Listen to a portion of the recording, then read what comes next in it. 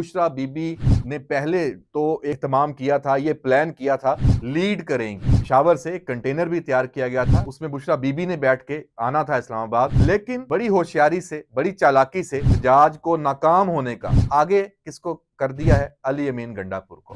अस्सलाम वालेकुम नाजरीन, मैं हूं अहमद मंसूर। इमरान खान की अडियाला में बैठकर दी गई फाइनल कॉल, बुशरा बीबी पेशावर में वज़ीर आला हाउस में बैठकर उसको कमांड कर रही हैं। अली अमीन गंडापुर, पीटीआई की जो बाकी लीडरशिप और जो सोशल मीडिया उनका पूरा एक समझ लें कि एक ग्रो है, ब्रिगेड कह लें, बाहर के मुल्क में जो बैठे हुए हैं वो इसको देख रहे हैं। और फाइनल कॉल का जो फाइनल मरहला है वो आ चुका है। हुकूमत की तरफ से जो तैयारियां हैं वो भी आप तक पहुंच रही हैं। बहुत सारी खबरें इस हवाले से भी हैं कि इस्लामाबाद पे ये जो पीटीआई का एहतजाज है ये क्या शक्ल इख्तियार करेगा, इसमें कहां कहां से उनको सपोर्ट मिल रही है। जो मुज़ाकरात चल रहे थे उसके हवाले से जो बात थी, इस्लामाबाद हाई कोर्ट से जो डायरेक्शन थी कि हुकूमत इस पे बात करे पीटीआई से कि ये इस तरह का एक दंगा फसाद नहीं होना चाहिए, इंतशार नहीं होना चाहिए। जो आम शहरी हैं, जो इस्लामाबाद में मामूलात ज़िंदगी हैं वो मुतासर नहीं होने चाहिए, इसको यकीनी बनाया जाए, उसमें कुछ पेशरफ्त है। और जो क्रैकडाउन है पुलिस ने किया है, कानून नाफज करने वाले अदारों ने, उसकी भी बड़ी खबरें हैं, उस पर हम बात करेंगे। लेकिन सबसे पहले जो वज़ीर आला हाउस खैबर पख्तूनख्वा में हो रहा है, वहाँ बुशरा बीबी ने पहले तो एक पूरा ये एहतमाम किया था, ये प्लान किया था कि वो खुद भी लीड करेंगी। पेशावर से एक कंटेनर भी तैयार किया गया था, हम पहले भी ये बात कर चुके हैं। उसमें बुशरा बीबी ने बैठ के आना था इस्लामाबाद, लेकिन बड़ी होशियारी से, बड़ी चालाकी से बुशरा बीबी ने पूरा माहौल बना के एहतजाज को नाकाम होने का, ये माहौल तो बुशरा बीबी ने खुद बनाया है, इस पे भी हम बात करेंगे। आगे किसको कर दिया है? अली अमीन गंडापुर को। बुशरा बीबी लीड नहीं कर रही, ये लेटेस्ट ये डेवलपमेंट हो चुकी है और उन्होंने ये फैसला किया है कि वो पेशावर में बैठ के कमांड एंड कंट्रोल, एक रूम बनाया गया है, एक इमारत में कायम किया गया है, सरकारी इमारत में 1122 की, और वज़ीर आला हाउस भी सरकारी ही वसाइल हैं। और उसमें जो पैसा इस्तेमाल हो रहा है इस दफा फिर 25 अक्टूबर की तरह खैबर पख्तूनख्वा सूबे का, अवाम का पैसा, सरकारी पैसा, वो इस एहतजाज में इस्लामाबाद पे धावा बोलने के लिए इस्तेमाल हो रहा है। अब इसमें कोई अबहाम नहीं रहा कि ये जो प्लानिंग है, ये मनसूबाबंदी है, इसका जो मकसद है वो क्या है। मकसद यही है कि हुकूमत को मजबूर करना, उसे खौफ दिलाना कि हम तो यहाँ पे इतनी तोड़ फोड़ होगी, इतना यहाँ पे फसाद होगा, इंतशार होगा, तो हमसे बात की जाए। इस पे बात तो नहीं हो सकी। और ये एक जो पॉलिसी रियासत की और हुकूमत की कि उन्होंने अब 9 मई तर्ज की ब्लैकमेलिंग को बिल्कुल भी बर्दाश्त नहीं करना, उसी को सामने रखते हुए हुकूमत की तैयारी भरपूर है। डेफिनेटली जो रोजमर्रा के जो मामूलात हैं अवाम के, वो बुरी तरह मुतासर हो चुके हैं। चूंकि कंटेनर्स लगे हुए हैं, मोटरवेज बंद हैं, सड़कें बंद हैं, ताकि इस्लामाबाद कम से कम तादाद में जो कारकुन पहुंचे पीटीआई के और यहाँ पे ज्यादा वो जोर ना पकड़ने पाए, ये हिकमत अमली है। और जो यहाँ आए उनको गिरफ्तार करने की भी तैयारियां हैं, उनको मुंतशर करने की भी तैयारियां हैं, इंतजामात मुकम्मल हैं। उससे पहले रावलपिंडी इस्लामाबाद में जो पहले से आके यहाँ मौजूद थे, जिन्होंने यहाँ पे छुप गए थे, लीडर्स भी और कारकुन भी, उनके खिलाफ क्रैकडाउन पुलिस ने 27 टीमें थी सिर्फ इस्लामाबाद पुलिस के मुख्तलिफ थानों की, 200 से ज्यादा जो पीटीआई के कारकुन नहीं कहना चाहिए, क्योंकि जो उनसे असला निकला है, यकीनी तौर पे वो शरपसंदी के लिए यहाँ पे थे, वो असले समेत गिरफ्तारियां हुई हैं और उनको अब कानून के कटहरे में लाने के इंतजाम किए जा रहे हैं। और ये इस वक्त वफाकी हुकूमत ने, इस्लामाबाद पुलिस इंतजामिया ने ये कहा है कि सख्त किस्म की जो कानूनी कार्रवाई है, जो जो उनसे चीजें निकली हैं, जो अब उनसे मालूमात भी मिलेंगी, जो यहाँ पे पकड़े गए हैं, और ये सिलसिला अभी जारी है। ये अब अगली 24 की रात भी होगा, फिर उसके बाद भी अगर ये मामला आगे बढ़ता है तो ये इकदामात होंगे।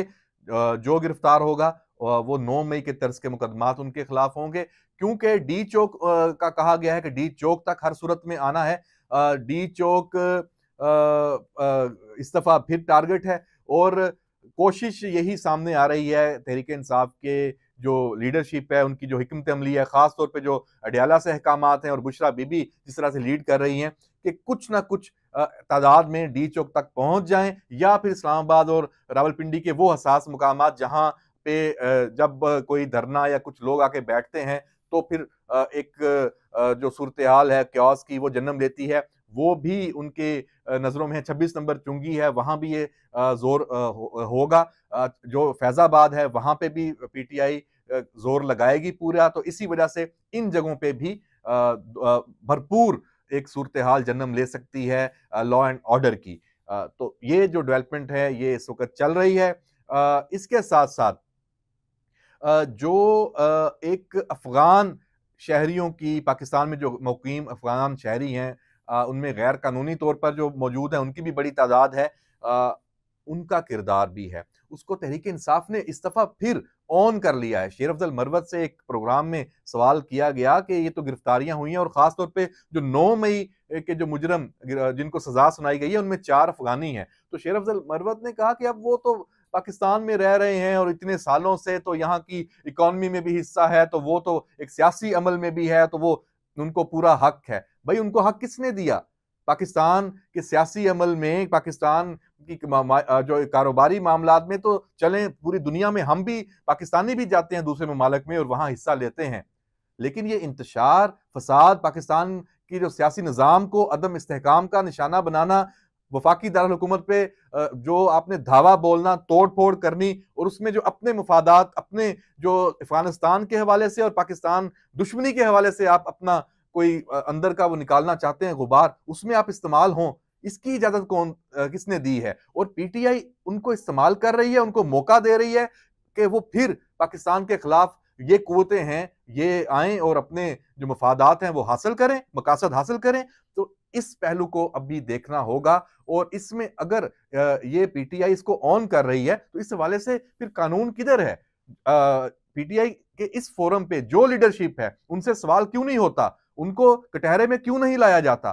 तो ये बहुत ही संगीन पहलू है जो इस मर्तबा फिर एक दफा फिर जो अफगान शहरी हैं, जो पाकिस्तान में मुकीम अफगान जो लोग हैं, वो अगर इस तरह के काम करते हैं फिर उनका यहां रहने का क्या जवाज है? वो 3 मिलियन है, वो 4 मिलियन है, 20 लाख हैं, 40 लाख हैं, उनकी फिर शनाख्त की जाए और उनको फिर वापस अफगानिस्तान भेजा जाए। ये अमल अब तेज होना चाहिए, ये अमल शुरू है, लेकिन इसको अब जंगी बुनियादों पे होना चाहिए कि अगर ये बार बार पाकिस्तान का जो एक लॉ एंड ऑर्डर की सिचुएशन यहां पैदा करते हैं और इसके साथ साथ नेक्टा का जो एक थ्रेट अलर्ट है ये भी बड़ा अलार्मिंग है। इस थ्रेट अलर्ट में ये बताया गया है कि 19 और 20 नवंबर को जो फितनातुल खारिज के दहशतगर्द हैं वो अफगानिस्तान से पाकिस्तान आए हैं, ये इतलात मौजूद हैं, उन्होंने बॉर्डर क्रॉस किया है और मुख्तलिफ बड़े शहरों में वो आके छुप के बैठ गए हैं। कानून नाफज करने वाले अदारे उनके पीछे हैं। उनका हदफ क्या है? उनका हदफ है जहां गैदरिंग हो, जहां पब्लिक कोई जलसा जुलूस हो और पीटीआई की जो रैलीज हैं और ये एहतजाज, इनको टारगेट हो ताकि फिर मजलूमियत का एक और अंसर हो और पाकिस्तान में जो ये अपनी जो दहशतगर्दी की कार्रवाइयां हैं, मकासद हैं, वो हासिल करें और पाकिस्तान में हुकूमत और रियासत उसको चैलेंज किया जाए और अवाम उनको उनकी जो जिंदगियां हैं उनको खतरे में डाला गया है। ये इस वक्त सब कुछ आपस में मिली भगत से है। इस पे भी अब देखना है, पीटीआई को चाहिए कि जब ये सूरत हाल है तो ये अपना ये एहतजाज जिसकी अब कोई वक़्त नहीं है, कोई हैसियत नहीं है, आप इस एहतजाज से अब कुछ नहीं हासिल कर सकते। आप इस एहतजाज से बानी पीटीआई इमरान खान को बाहर नहीं ला सकते। आपने कोशिश की दबाव डालने की, मुज़ाकरात करने की और कहा कि हमें छोड़ दिया जाए तो हम कुछ नहीं करेंगे। और बुशरा बीबी ने जो वीडियो पैगाम भी दिया उसमें भी ये कहा गया कि जी हम किसी से बदला नहीं लेंगे, मतलब हमें छोड़ दिया जाए। जब वो मुज़ाकरात नाकाम हो गए और आपसे कहा गया कि भाई 9 मई के मुकदमात हैं, आप उनका सामना करें, आपके जो 190 मिलियन पाउंड का केस है उसका सामना करें अदालत में, आपके ऊपर जो तोशा खाना का मुकदमा है उसका सामना करें। अदालत ने आपको पहले भी रिलीफ दिया है, आइंदा भी जाके अदालत से रिलीफ ले लें, लेकिन इसकी इजाजत नहीं होगी कि आप ब्लैकमेल करके इस तरह कोई रियासत को से कोई फायदा ले लें और उसके बाद फिर एक मुसलसल अमल वो शुरू हो इस मुल्क में सियासी अदम इस्तेहकाम का। तो जब ये सब कुछ नाकाम हो गया तो अब ये आखिरी जो 24 नवंबर की कॉल है और पीटीआई इस कॉल में आगे किस तरह बढ़ती है, चीज़ें सारी सामने हैं। ये अगले 2 दिन बहुत अहम है। इसमें ये बात भी एक देखने की है। और जो बुशरा बीबी का आखिर में मैं ये भी बात करता चलूं कि अभी एक बयानिया ये बनाने की कोशिश हो रही है कि जो बुशरा बीबी ने ये वीडियो रिकॉर्ड की और सऊदी अरब को टारगेट किया, पाकिस्तान और सऊदी अरब के ताल्लुकात के ऊपर हमला किया, उसमें उसके पीछे ये कोई गलती से हुआ ऐसा नहीं है, ये सोचे समझे मंसूबे के तहत हुआ है। ये बुशरा बीबी के ऊपर इसका मलबा ना फेंका जाए कि ये उन्होंने किया है। ये भी अब ये कोशिश वो इस्तेमाल हुई है, वो फ्रंट पे है, पीछे इमरान खान है। ये जो सऊदी अरब पे भी हमला हुआ है ये इमरान खान के कहने पे हुआ है। ये इमरान खान की उसी पॉलिसी का ये आगे तसलसल है जो साइफर से उसने शुरू की थी। अमेरिका, चीन, सऊदी अरब, दुनिया का हर मुल्क जिससे पाकिस्तान के अच्छे ताल्लुकात हैं, उनको पाकिस्तान से खाइफ किया जाए। पाकिस्तान की जो दाखिली सियासत है, इंतशारी सियासत है पीटीआई की, उसमें उनको मुलव्वस करके उनको दूर किया जाए, ये साजिश है। और इमरान खान इस साजिश में एक दफा फिर बुशरा बीबी को उसने इस्तेमाल किया। वो एक है, एक ही सिक्के के दो रुख हैं, लेकिन ये सिर्फ बुशरा बीबी के जहन की कारस्तानी नहीं है, ये 100% इसके पीछे इमरान खान का जहन और उसकी मंसूबाबंदी मौजूद है। और इस से जान छुड़ाना इतना आसान नहीं होगा। क्यों? क्योंकि 100% झूठ बोला गया है, 100% इसमें कोई किसी किस्म की कोई इसमें गुंजाइश नहीं है कि ऐसा कुछ हो सकता है।